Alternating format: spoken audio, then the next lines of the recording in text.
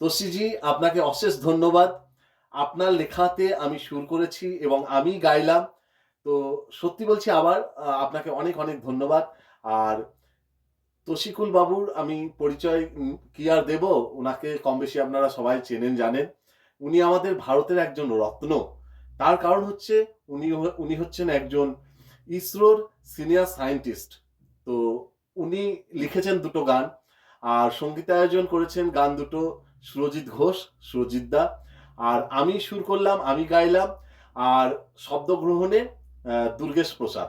আর সবথেকে ভালো লাগছে যে তশিকুল ওয়ারা জি, উনার পুরো নাম তশিকুল ওয়ারা।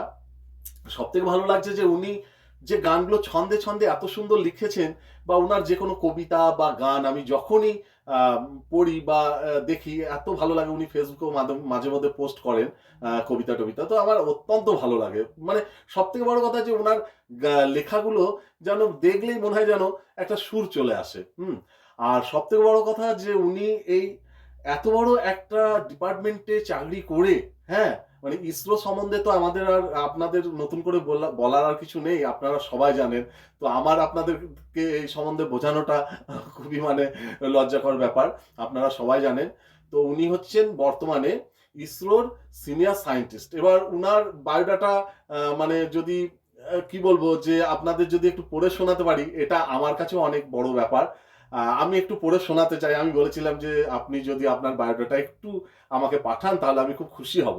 তো উনি পাঠিয়েছেন। তো অনেক আছে বিস্তারিত, আর কি বলবো, এইটুকুই বলছি। মানে আর সব থেকে বড় কথা, উনি হচ্ছেন আমাদের মুর্শিদাবাদ জেলার ধুলিয়ান যে জায়গা আছে আপনারা জানেন, ধুলিয়ানের কাছে মহাব্বতপুর, ওই মহাব্বতপুরেরই বাসিন্দা উনি।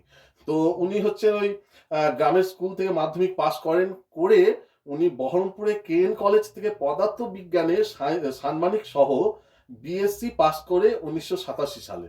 তারপরে আবার উনি কলকাতা বিশ্ববিদ্যালয় থেকে ইলেকট্রনিক্স অ্যান্ড কমিউনিকেশন বিষয়ে বিটেক এমটেক পাস করে 1993 সালে ইসরো তথা ইন্ডিয়ান স্পেস রিসার্চ অর্গানাইজেশনে সায়েন্টিস্ট পদে যোগদান করেন। বর্তমানে তিনি ইসরো ব্যাঙ্গালোরে সিনিয়র সায়েন্টিস্ট পদে আছেন। তো মানে বুঝতেই পারছেন ওনার সম্বন্ধে আর নতুন করে কি বলবো।